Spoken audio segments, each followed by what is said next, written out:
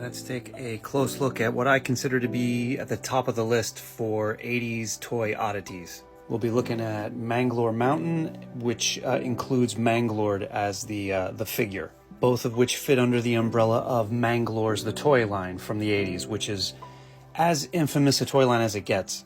They were released by Ideal Toys back in 1984-85, I think. Infamous because how they were marketed to us kids. Figures that were advertised as a toy you could stretch, mangle, hence the name Manglors, even tear apart and stick them back together. So toys that you could intentionally destroy and put back together.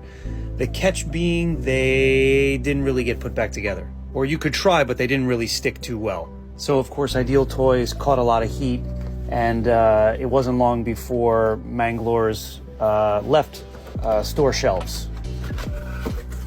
Such a weird toy line, and Manglor Mountain was a weird playset to go with it. Looks like a blender or an old popcorn maker. Here's Manglord in the Iron Maiden that comes with the playset. If you've ever had a Manglor or laid hands on one, you remember it. They have a very, very distinct feel.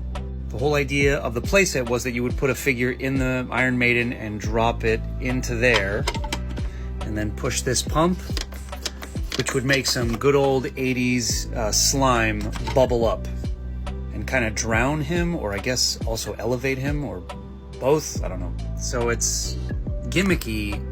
It's barely a playset, but it does have an interesting look. I did have a Manglor as a kid. I had Manglor Demon. I think that's what it was called. Oh, wow. Yeah, I remember it right away. The feel is so distinct. I'm sure if I was to rip this guy apart, he would fit back together even worse. Oh, look, somebody did start to, or maybe that's just... Oh, maybe he was ripped apart. I know this material's makeup has changed over the years, but this gives you an idea of what it means when they say fit back together or stick back together. Somewhat sticks back together. The 80s were amazing, weren't they? I think fairly recently, like in 2010 or 2015, another company got the rights to Manglors. I don't know what they're doing with it. I got this knockoff one, I think either on Etsy or Mercari or something, that's meant to somewhat feel like an original Manglor. And this is the Manglor Demon design, mold, whatever you want to call it. This one just stretches. It specifically said, the seller specifically said, don't try to rip this guy apart, which I wasn't going to do anyway, but... If you're a vintage toy collector, I think you kind of owe it to yourself to, at some point, have a Manglor.